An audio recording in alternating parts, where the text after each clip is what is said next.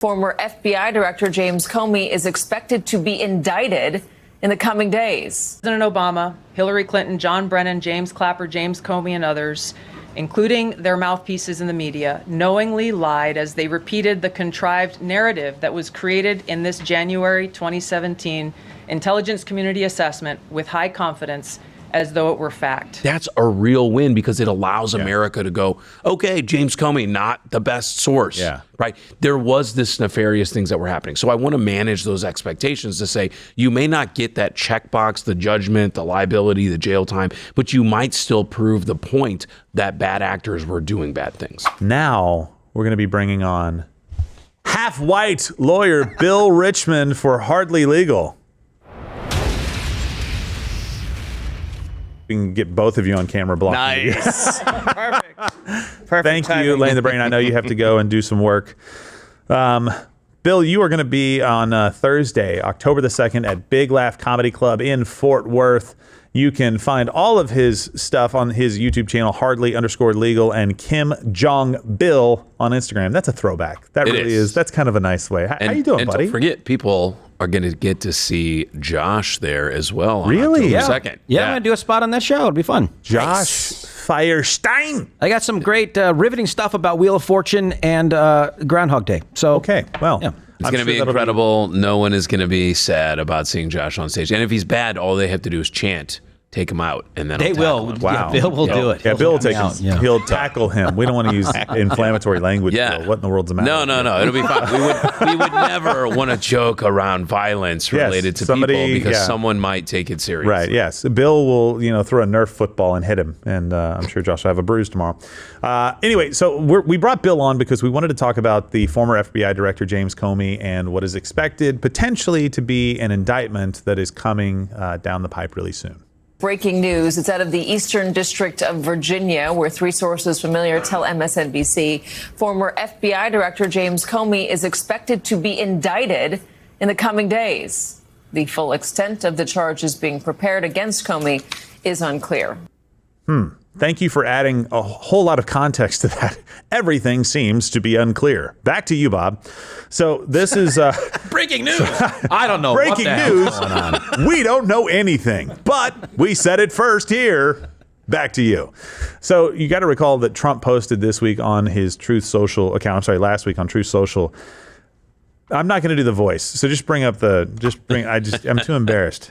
Oh, Pam. No, I reviewed over 30 statements and posts saying that essentially same old story as last time. All talk, no action. Nothing is being done. What about Comey? Adam Shifty Schiff. That's totally him every time. Letitia, question marks. They're all guilty as hell, but nothing is going to be done. So just to set this up for Bill, and then we are going to be going to Rumble Premium here in just a second. If you have not joined Rumble Premium, now is your chance to do it. Click the button and join Rumble Premium. $99 annually, $9.99 a month. You don't get the mug, but you get a fantastic mug. You get an ad-free experience and all the additional content that we do. So sign up for it right now. We thank you so much for all of your support. And again, if you got gifted a subscription from Pure Talk, make sure that you take a screenshot of that and post it, tag us, and let us know. So here's what we know about Comey. September 30th, 2020, testified he did not know the source of the Steele dossier and other questionable intelligence related to the Russia collusion hoax and what it was based on. Were you aware that in December 2016, the CIA tells the FBI they characterized the dossier as internet rumor? I don't recall being informed of that. Are you aware of the fact that the subsource was actually interviewed by the FBI in January 2017? I don't remember anything about interviews of the subsource. So that's the testimony, and just a clip of it. There's other information that's included there. In July of 2025, this year, Tulsi Gabbard revealed Comey, alongside Obama, Clapper, and Brennan, directed the creation of a 2017 ICA intelligence report based on bad intelligence. President Obama, Hillary Clinton, John Brennan, James Clapper, James Comey, and others, including their mouthpieces in the media, knowingly lied as they repeated the contrived narrative that was created in this January 2017 intelligence community assessment with high confidence as though it were fact. So the intelligence community assessment that she is referencing falsely claimed Russia meaningfully interfered in the 2016 election to aid President Trump and was partially based on the Steele dossier and other evidence Comey knew was not reliable. Okay, Bill, so that's the setup for everybody here. What kind of charges could they be trying to bring against the former FBI director, James Comey?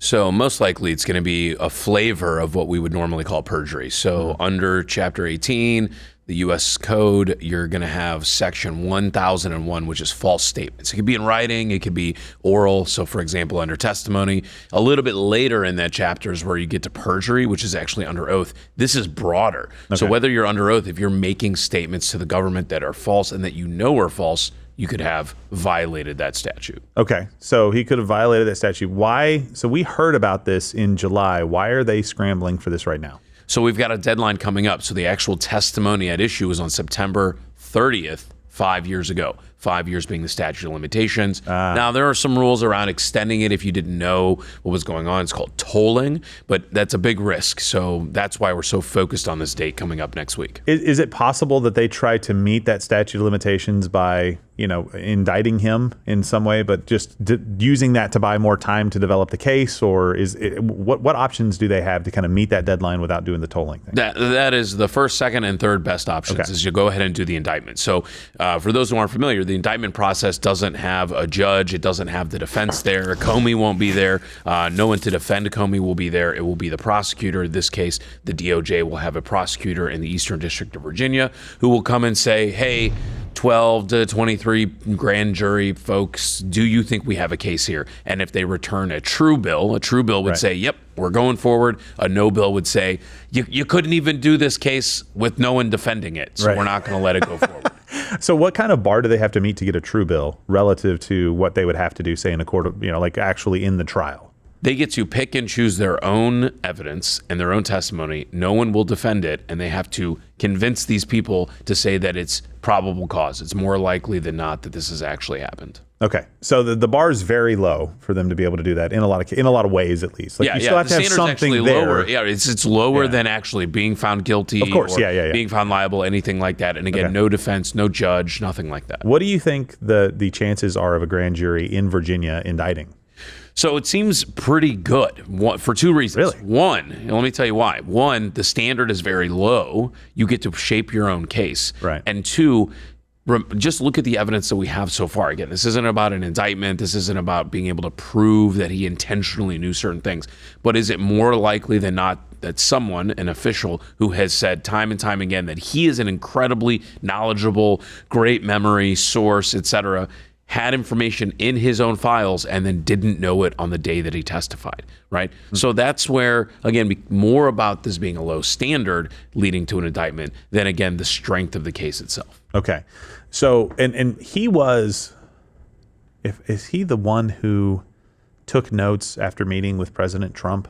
He definitely did and take notes. Then wanted to make sure he preserved those for later on because he thought it was so important. The old CYA notes preservation. I took my own notes and no confirmation other than this is what I said just happened. Yes. In those meetings. Okay. I just want to make sure that this is, this is a person that, has a history of doing things like this. So obviously when the director of national intelligence, Gabbard, she talked about this, she mentioned several other people. Is anybody else potentially on the hook for this? I mean, there might be, because we've got a number of folks who had knowledge of those underlying factual statements, right? How Crossfire Hurricane began, the Russian collusion hoax, how that whole, brief was put together, the dossier. So there's a number of people who knew about it. But the big question is, did they issue some type of statement that demonstrates that they knew the truth and then made another statement that was false? So there are a few folks that are being looked at. What about just running with it outside of the perjury or making a false statement? What about just going forward with something like this? I think that's what offends the sensibilities of everybody on the right who said, what? They all got together in a room and talked about this, knowing that it was based on this shoddy reporting that people said wasn't trustworthy, and yet they portrayed it to the American people as one of the most ironclad things that we could possibly have. Right. Like, I think this is what they went out and said. So X number of intelligence agencies have said that Russia colluded with, blah blah blah. They went down that trail. Is that? Am I remember? Is this? I mean, yeah. Am I crazy, Bill? No, you're not. Okay. I mean, and here's the thing is the standard. So you've got two different areas of discretion. You've got first the investigative body. So in a state or a city, you'd call it the police. The police are going to see, is there even a crime? They've got to ask questions to find out, is there even the barest hint of anything, a LaCroix of evidence related to a potential crime, right? That's what federal prosecutors then would build upon to then have their own standard to have a case and bring an indictment or even decide that they want to bring an indictment, right? Federal prosecutors don't want to bring cases that they're not going to win or certainly ones they're not going to get an indictment for. So at this point, what you've got is a group of folks who are very clearly having admitted to have met together, have had the standard. We now have the facts. We have documentation. Exactly. We have the documentation. So here, let me just there are so many different lines that I am worried about with stuff like this, because one of the claims is going to be, well, you shouldn't prosecute your political enemies, essentially. And that's what the media is saying. I don't know that they're top prosecutors have concerns about charging Comey, although an indictment could still come as soon as today. So they're talking about it right now. The media will say, well, this is just Donald Trump going after his political enemies. In fact, I've seen lists of things that Trump has done recently that they disagree with. And as the bullet point is listed about this, it always says Trump going after political enemies. Is there genuine concern about that? Is there any kind of precedent? I don't know which one it is. I always forget, for doing something like this and saying, hey, look, no, this is just the normal legal course of law, or the process. It's an inappropriate and frankly indefensible defense to true prosecution, right? So when someone says, well, you can't, you shouldn't be going after your political enemies, that actually doesn't deal with the merits of the issue, right? So that is immediately a red flag to go, wait a minute, they must be concerned about the merits because their first defense isn't the merits of what is being alleged. They're just going, well, you shouldn't because I happen to be on the other side of the aisle. It's an inoculation that really is a warning sign. Like if you're having an argument with someone and they're like, they just want to prosecute their political enemies, it's like, well, let's just deal with the facts, right? Yeah. They happen to be a political opponent or a political enemy or whatnot, but is there substance and merit? So the fact that they're leading with that tells me they're going, well, maybe something happened, but you shouldn't look at it because looking at your political enemies with the eye of the government is wrong. When nothing could be more hypocritical. I was going to get to that. After all of the trumped up charges that we had against the president and trying to essentially put him in jail so that he could not run, he was the presumptive nominee at the time and likely winner. We knew that. We knew that he was probably going to win, or at least be favored by some margin to win, whether or not that panned out, or I think a lot of people still thought he was going to win.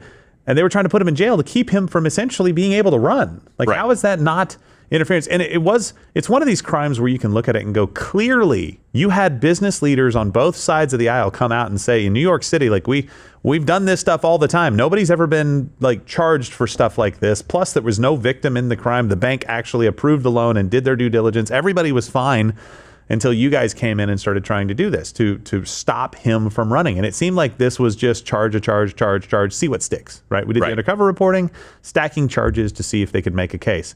And I understand that we could say that, but I think there's some merit in being true to the principles of our side, even in the face of that. Now, some people are like, you're weak, man. You're going to have to go after them. Listen, I do want to go after them when they've clearly broken the law, because I feel like things like this come up as political kind of footballs and then go away. And what we don't see is that they're never really going to get anything out of this. And so I am not for political theater. I am for putting the fear of God in people to make sure that they know if they commit a crime like this, then they will be prosecuted.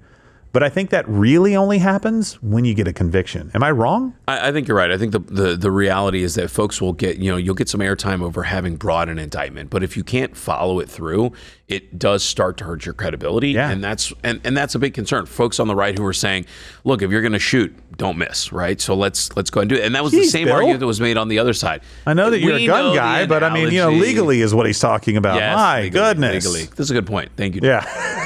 But the point still stands. Don't actually shoot. Let's not have our use of our resources going here. And one argument I would say is good, a fair point on the left right now is, why did you wait this long? Yeah. Right. So what's the difference between a month ago, 3 months ago, 8 months ago? It's not like new evidence came out, at least that we know of. It was reported in July by Tulsi Gabbard. So Correct. I know they probably had it prior to that. They came out with it. Maybe they were putting a case together, doing more due diligence to try to put stuff together. But it doesn't seem like it's that far down the chain. Yeah. Right. And maybe making a political calculation, like a weighing of, hey, can we actually get anything out of this? Right. And it may also be, hey, we've got to preserve it. We've got to get it done by the statute of limitations. And that's unfortunate. The longer you wait to make this happen, the more it's going to look like. So now let's say that the indictment is brought, right? An indictment is returned on a true bill. It goes forward. And then a month from now, they realize, hey, you know what? The evidence isn't that clear. It's going to immediately be a chalk-up win on the left. Of course. Right? Yeah. And that will not, whether it is a chalk-up win or not, is not going to change the underlying facts of what did he say, what did he know, et cetera. So it's unfortunate, but it is a question of, are we going to be a country that follows the rule of law and push it forward? I agree. And in these instances, and being consistent. Yeah. Well, and I know you're going to stay with us for chat. So if you guys have any questions for Half White Bill, I have one more question, unless it's related to this. No, it's just timely. Okay. I was hoping we can go cut ahead. to CNN real quick, so Yeah, you can go. see. You can see. Go. If you're a Democrat, listening to him go on and on about I wanted you to Comey, see this lady who is I'm sorry. me in glasses and a wig. James Comey, the one who basically flew everything. She was just talking, and it was like, oh my gosh, it's like looking in a messed up mirror. Actually, Stephen. There she is. It is. That looks like C. Matheson. That's me with glasses and a wig for sure. Not this guy. He should be putting him on Anyway. Mount Rushmore, not- Anyway, they're having fun over there at CNN. Well, they're talking. I mean, listen, Pam Bondi doesn't have a lot of credibility left, and this goes to the point that I was making, Bill. Like, I'm not into political theater. I'm really not. Like, I understand there is a place for some things like this, but I want actual convictions, right? I feel like, you know, Tim, like, we want people to pay for what they do, right? Like, we're not. I'm not a big fan of Pam going on Fox News and saying, "Hey, I'm going to go after these guys," and listing a bunch of names, but then nothing ever happens. Yeah, I feel like if she doesn't make this happen, then all credibility of hers is lost. It is. I mean, Like, it she's- already is lost. Like, nobody. But thinks if she's there's gonna any do anything. hope of saving anything, she's got to actually go after people that break the law, but it needs to be really, really clear. So if And it seems like the only person that has any faith in her right now Is- is the administration, more namely Donald Trump. President Trump is like the only person left, I think, in America that has. It was last week or earlier this week when he was saying she might go down as the greatest Best. AG in American history. When it's like no one else is saying that, and if she doesn't follow through with this, Well, I think he's going to have a problem with it because this is a recurrence of the Epstein list. I've got it on my Again. desk. It's coming out, right? Yep. We've got Comey dead to rights. We're going to bring the indictment. And if it falls apart, because listen to what we're saying. We're like, you pumped it up. So you set the expectation that it's going to be something amazing and that it needs to happen. Because the reality might be is that he did know we can't prove it. Yeah. Right? He did know what was going on and we can't prove it. That doesn't mean he didn't do it. Or it might be that he even admits he does it, but for some evidentiary reason, we can't get the indictment, right? So we're so focused on these milestones and then setting these expectations, letting them get dashed. And it's a win for the other side. It's demoralizing. And they for run your out own into side. the media to talk about these and champion like the fact that law and justice and order are being served and we're going to get this guy, and then nothing ever happens with it. So they add to it, they pump it up, and then it doesn't do anything. Really quickly, last question on this case. What could the sentence be? Like, what kind of punishment would potentially, or what's the min and max, but what's reasonable for something like this? So there's jail time. It's a few years. It's my recollection is single digits and then up to $250,000 fine. So this statute is very broad, right? I mean, it covers a number of things. It could be something very small related to, filling out forms with the government. It could be testimony on a matter of national security affecting an election. So the statute is very broad, but it would be jail time and monetary fines. I think to me, and Chad can chime in. I think to a lot of people, the more important thing isn't the jail time or the fine, $250,000 fine, which he can afford. The most important thing is for it to be out there and be like, look, we told you. Yeah. They found him guilty. If See that what could they happen, did? Yeah, look what they did. We were telling you. They just showed a montage on CNN laughing, making fun of Trump because he says, I don't know if they're going to do it. I don't really care either way. But they have like a montage of him back to 2017 saying, we got to prosecute Comey. And it'll be just an eye-opener for everybody. Like, look, he wasn't crazy. Yeah. Well, let me try and get a reasonable middle ground result. that it might be that we see behind the curtain, we see these underlying facts, and that this indictment is the way to bring attention to show that they knew it. But maybe there is not a way to get to the legal hurdle of proving the mindset of Comey when he was testifying that he knew those things, he remembered them. It is literally a defense to this that you forgot. Yeah. So all he has to be able to say is, I forgot. You have to prove that in the moment of the testimony on September 30th, that he knew and he chose to ignore the facts that he knew. It's an incredibly high standard, but that doesn't have to be the win. If enough people look at what he had in his files and the attention is on it, and you look and it discredits Comey, and it discredits that administration, that's a real win, because it allows America to go, okay, James Comey, not the best source, right? There was this nefarious things that were happening. So I want to manage those expectations to say, you may not get that checkbox, the judgment, the liability, the jail time, but you might still prove the point that bad actors were doing bad things. Yeah. Well, look, I think at the end of the day, we want to make sure that our politicians are held accountable. And unfortunately, in the age of Hillary Clinton and all of these other people that we have been talking about, there have been real crimes committed and no accountability whatsoever. Right. And that's a real problem for us, because that puts us in a very strange space here where, let's just say that Hillary Clinton was tried and convicted of deleting or having classified information on her remote server, or all the stuff that was on her computer, the bleach bit and everything else, and that she deleted evidence and that she spoliation or whatever it's called. Let's say that happened and she served 6 months, or she was just fined. But at least there was a conviction. You did something wrong. You paid a penalty for it, right? We could at least point back to that and go, okay, they're getting into this. They're actually holding people accountable. Right now, I think people feel so much like nobody is being held accountable on either side. And Epstein, even though it seems like they knew all along what was going on. James O'Keefe just dropped a story about Epstein potentially being a CIA asset and working for Mossad in some ways. Like there's a whole lot there. And we've all thought maybe that's a potential reality, but this was the first time I think somebody from the administration had said that potentially could have had that information. Go make of it what you will, but check it out. I mean, people are so frustrated. They're like, you got to convict somebody now. You know, we're rushing to do it. So here's the thing. Here's what I would say is, let's a question to everyone here, even to chat, is if you knew that the Clintons were immune for every crime that they've ever been alleged to have done and the ones that they actually did, right? Yeah. But they blew the whistle on everyone else, on themselves. They admitted everything. Right? They brought the receipts, they proved it, they did it all. Was that justice or was it not? Because I would say in the short term, you've given up to the criminals, but you've smashed the conspiracy, right? You've pulled back the curtain on the machine. So is it justice that they got away, that they're not going to live on an island and have billions of dollars or whatever it is they do with Soros, whatever, right? But what is the short-term win and what is the long-term win? And I would say with Comey, whether there's an indictment or not, if you can pull back the curtain and show the lies and the conspiracy and the work and the active undermining of our president and our government and the system, that's a longer term. That's a huge win. And look, when it comes to Bill and Hillary Clinton, I think the appropriate punishment is that Bill has to live with Hillary Clinton and have sex at least once a week for the rest of his life. I wouldn't wish that on my worst enemy. Her. So I think that is enough to make it.